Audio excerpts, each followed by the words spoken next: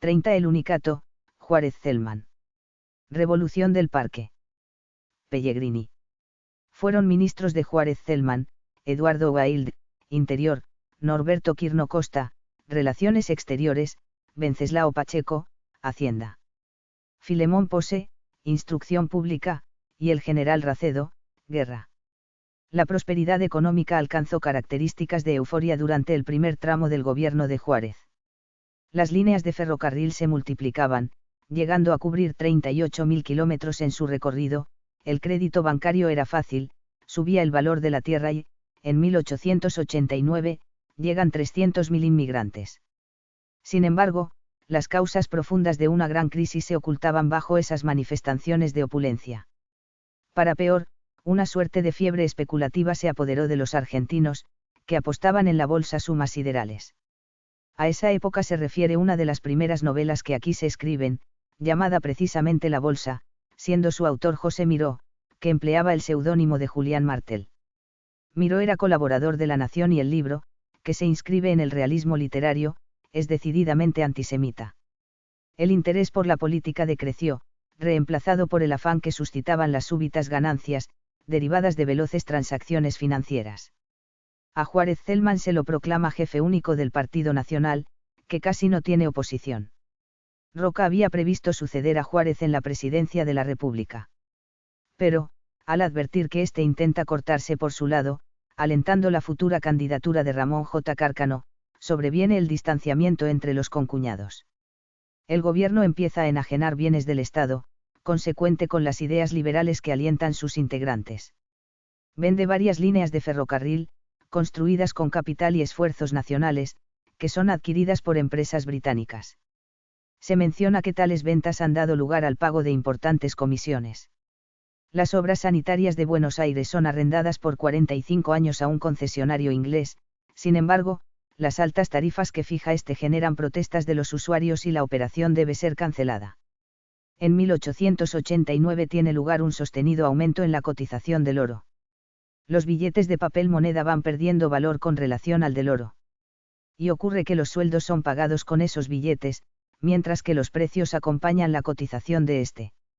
Sobrevienen huelgas, los zapateros en 1887, los obreros ferroviarios en 1888, los carpinteros, ebanistas, marineros y lancheros en 1889. Al acentuarse la crisis económica, despierta nuevamente el interés político, generado por la disconformidad reinante.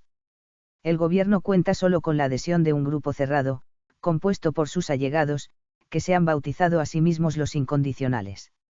En oposición a ellos nace la Unión Cívica de la Juventud, que se hila la palestra con un acto realizado en el Jardín Florida, el 1 de septiembre de 1889.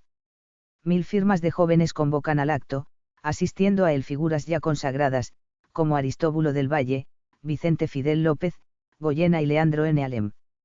Entre los muchachos que promovían este movimiento renovador estaba mi abuelo, Ángel Gallardo. Y, entre los presentes en el Jardín Florida, el abuelo de mi mujer, Carlos Ibarguren, que contaba 13 años de edad. La Unión Cívica de la Juventud redujo su nombre al de Unión Cívica, para organizarse como partido político bajo la presidencia de Alem. Era este un romántico de larga barba y arrebataba a sus auditorios con discursos inflamados. El 13 de abril de 1890, entusiasma a los oyentes durante otro mitin que, organizado por la Unión Cívica, se lleva a cabo en una cancha de pelota, Frontón Buenos Aires. Mitre habló para abrir el acto. También lo hicieron muchos otros, entre ellos Vicente Fidel López, Bernardo de Irigoyen, Luis Sáenz Peña, Navarro Viola, del Valle, Mariano de María. Por los jóvenes, hablaron Barroeta Beña, Hipólito Irigoyen, Marcelo T. de Alviar, Lisandro de la Torre, Gallardo. Concluidos los discursos, la concurrencia marcha en manifestación a la Plaza de Mayo. El 18 de abril cae el gabinete y Juárez forma otro, sugerido por Pellegrini. Él mismo reúne hombres de prestigio, pero eso no es suficiente para aplacar el malestar imperante. La revolución se avecina. El 29 de mayo, Del Valle denuncia en el Senado que, desde el Banco Nacional, se han realizado emisiones clandestinas de papel moneda, tal como sucedería, mucho después, durante el gobierno de Raúl Alfonsín. Se produce un gran escándalo. El sábado 26 de julio de 1890, a la madrugada, estalla el esperado movimiento revolucionario. Sobrevenía con alguna demora respecto a los planes iniciales, pues, a través de una denuncia, el gobierno había sabido de su existencia, arrestando a quienes debían encabezarlo, el general Manuel Campos y el coronel Julio Figueroa. No obstante ello, Campos y Figueroa abandonan los cuarteles donde estaban detenidos y se ponen al frente de los sublevados, que se concentran en el Parque de Artillería, ubicado en el lugar que ocupa actualmente el Palacio de Tribunales, motivo por el cual aquel alzamiento es conocido como Revolución del Parque. Varios regimientos se encuentran allí, amén de numerosos civiles. Las bandas tocan el himno nacional. Reina un gran fervor y a la vez un gran desorden. Acompaña a los jefes militares una junta de guerra, conformada por Alem, del Valle, de María, Lucio López y otros.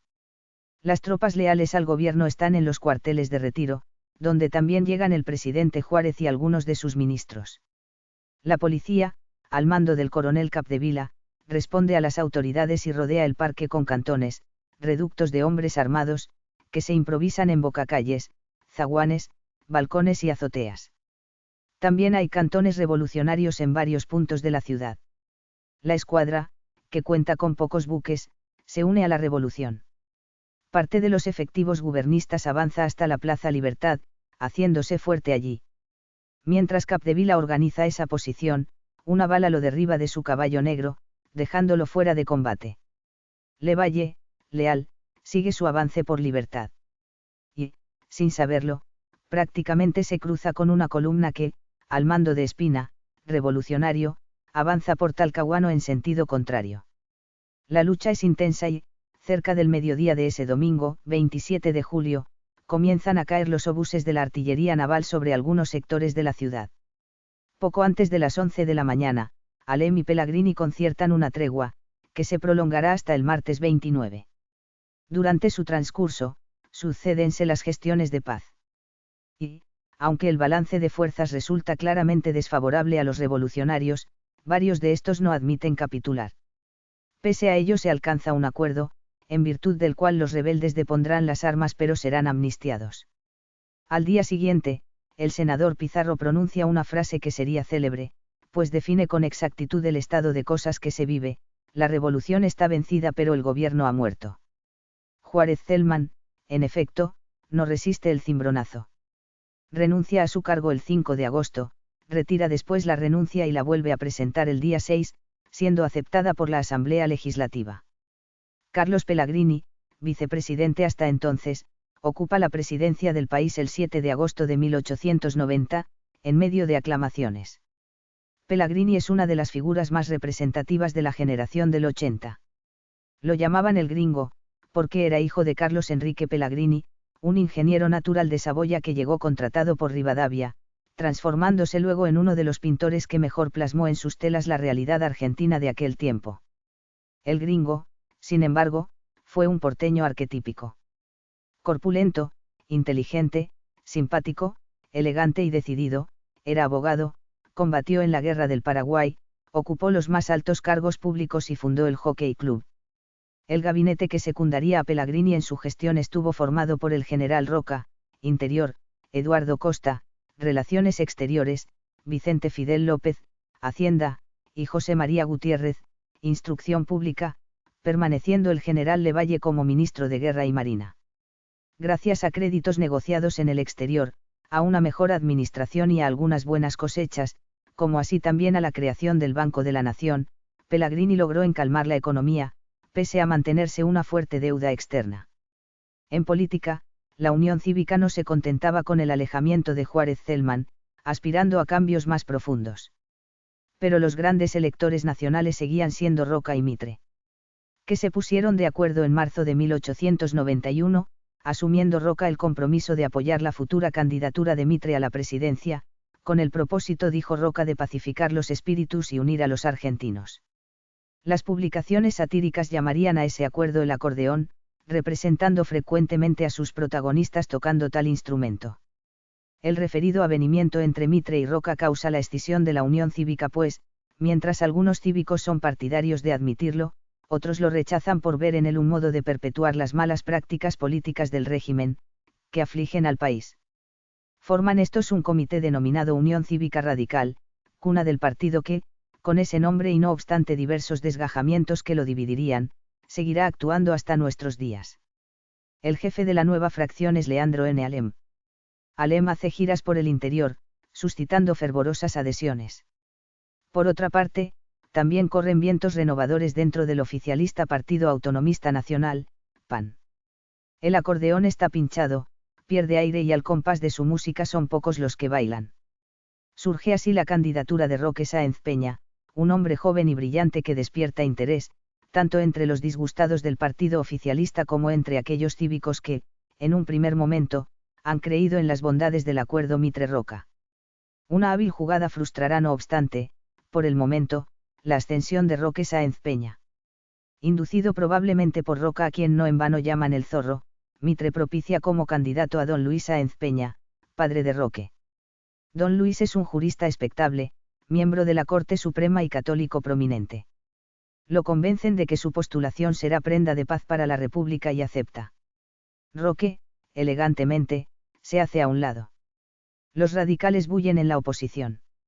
El 3 de abril de 1892, Pellegrini denuncia una conspiración y encarcela a Leandro Alem, a su sobrino Hipólito Yrigoyen y a otros dirigentes del radicalismo, estableciendo el estado de sitio. Levanta al solo efecto de permitir se realicen las elecciones el 10 de abril, que otorgan el triunfo a la fórmula Luis Sáenz Peña para presidente y José Evaristo Uriburu para vice, los que asumen el 12 de octubre de aquel año. En la mañana del 26 de julio de 1890, el joven Ángel Gallardo, enterado de que la revolución ha estallado, finalmente salió de su casa, compró un revólver y balas en una armería, encaminándose hacia el norte, por la calle Florida, para plegarse a ella.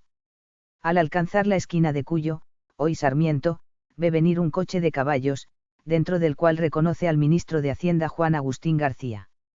Como precaución, advirtiendo la proximidad de un vigilante, García le grita a este que lo escolte.